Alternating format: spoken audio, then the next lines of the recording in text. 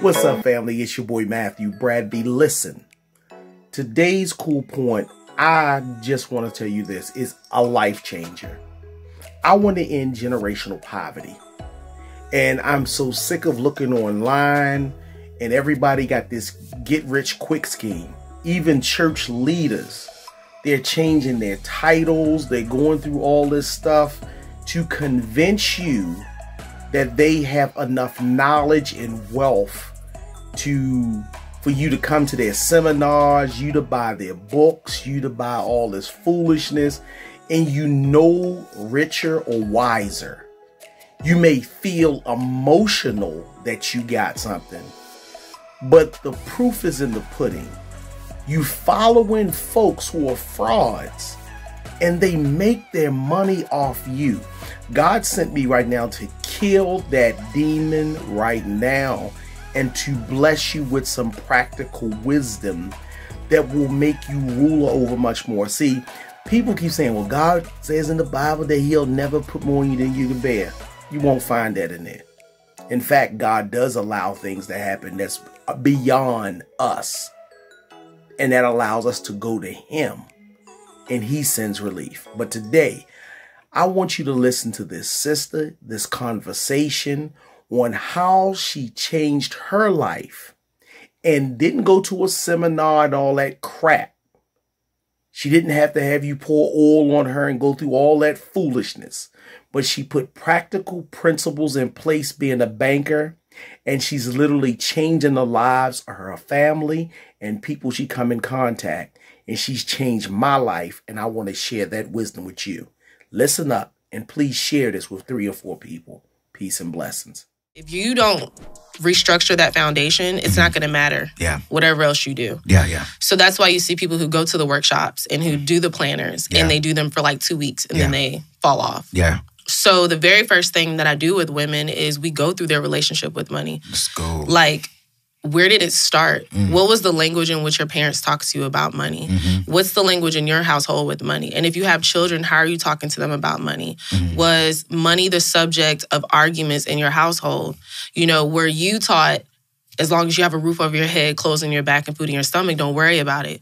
Because what happens is it creates a cycle to where we're not worried. We don't have any value attached to anything. Yeah. So by the time we're adults, most of us, our age, became adults in debt. So our first relationship with money was already in a negative position. Absolutely. So by the time we're trying to fight and really create sustainable life for ourselves, we're already swinging with a bat that's not going to hit anything. Absolutely. So the very first thing that we do is we really dig deep into what that relationship is and really get an understanding, because most people don't think that you can have a relationship with money. They think money is just there and is there to be earned.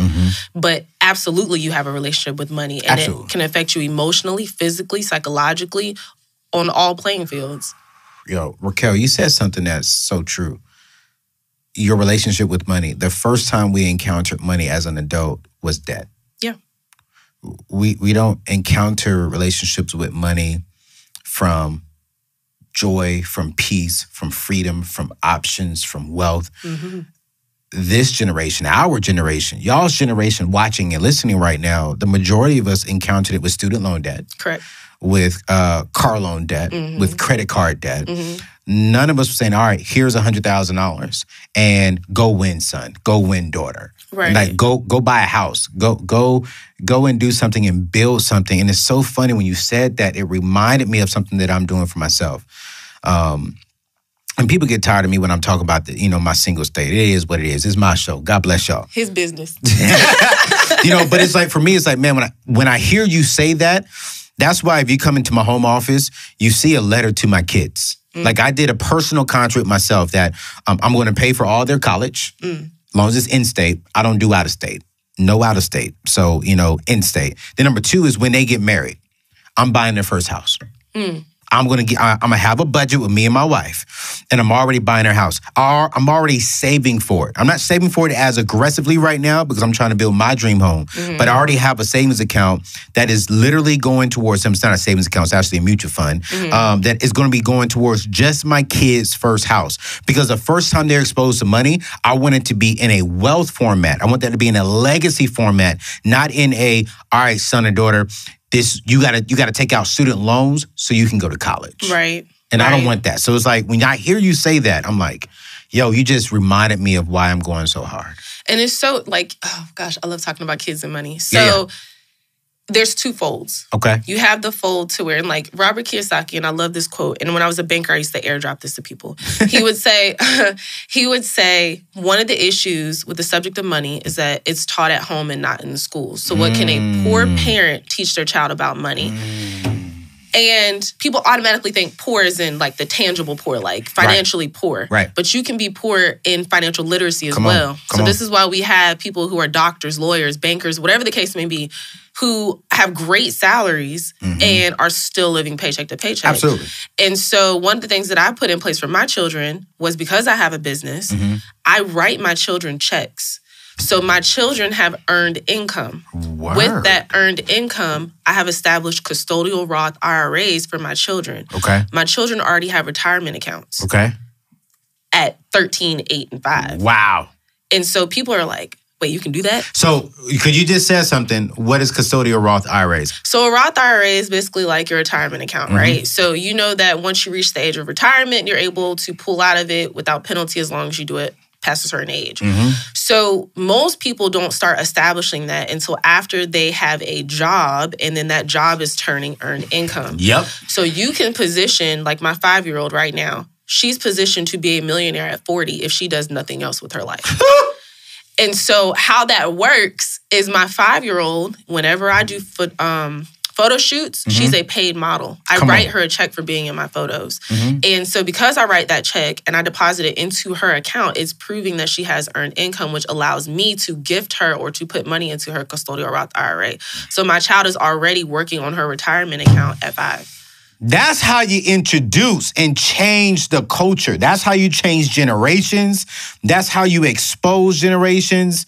Custodial Roth IRAs. I'm going to put a clear definition of what that is in the show descriptions because I think that's important for parents to be aware of it as an option that's out there. Yeah, because most people, I think we traditionally think of like maybe 529 accounts, which are college fund accounts. But with a custodial Roth IRA, that could be their first down payment on a home.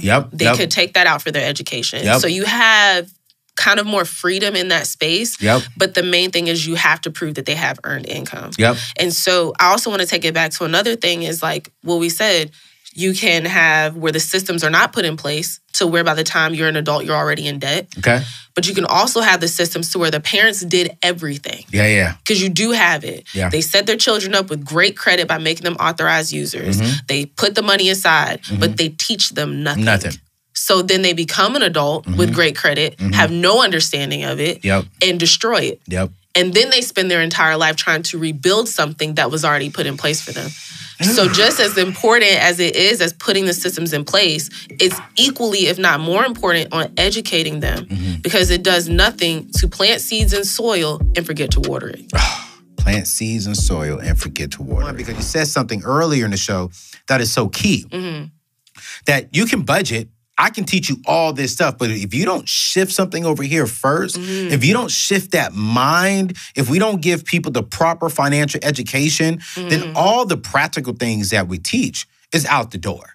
And that happened with me. I was selling cars, making 6 figures, but I didn't have a mindset shift. I didn't want to go homeless and be broke again, but I got my check. I'll never forget. I ain't never say this on my show before, but I never forget, got my first check. It was like $8,200. I'm like 23, 24 years old. Oh, you rich. Oh, I was rich, right? Couldn't tell me nothing. And back then, the car dealerships, they didn't do automatic deposits. You got a check. They bought out the check on the floor, and boy, when I got that first check, I said, good God.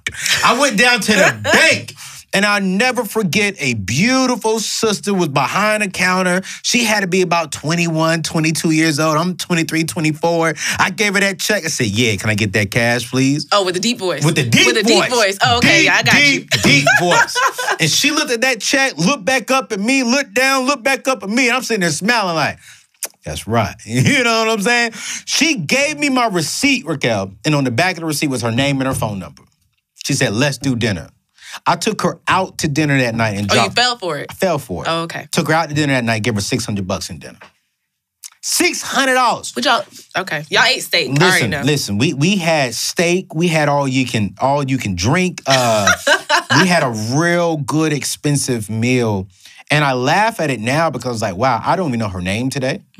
I just remember the scenario, and I'm like, wow, how much money did I waste when I had the money? I was fearful, and I said, yo, I'm never going to go back and be homeless. I'm always going to make sure I have something in there. But here's the truth, Raquel. I had all this money, but I didn't have a mindset change. I was living 15th to the 15th because the dealership only gets paid on in between the 12th and the 15th. And so by the time the next fat check was coming around, I'm sitting there waiting. Like, yo, where's the money? Where's the money? Because I didn't have a mindset shift. And so that's when I took Financial Peace University. And good God Almighty, it didn't just shift my mind, but it also even shift my money as well.